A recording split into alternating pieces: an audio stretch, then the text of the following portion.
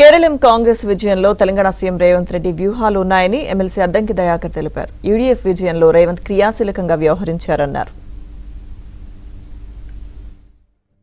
కేరళం విజయంలో మన సీఎం రేవంత్ రెడ్డి గారి యొక్క వ్యూహాలు కేరళ యూడీఎఫ్ ప్రభుత్వం ఏర్పడడంలో చాలా క్రియాశీలకంగా ఉన్నది.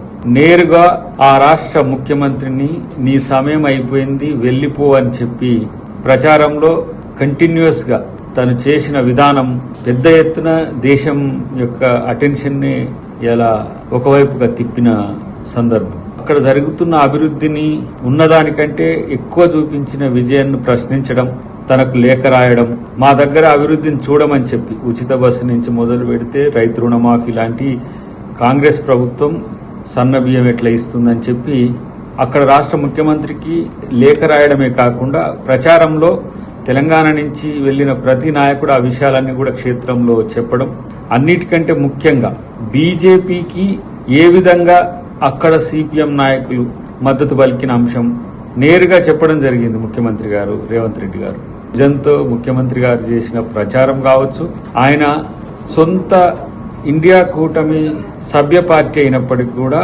ప్రత్యర్థిని గుర్తించి తమ విజయం ఎంత అవసరమో కేరళ ప్రజలకు, అంటే యూడీఎఫ్ విజయం ఎంత అవసరమో కేరళ ప్రజలకు చెప్పిన తీరు ఆకట్టుకున్నట్టుగా మనం ఈ విజయంతో మనం భావించాల్సి వస్తుంది.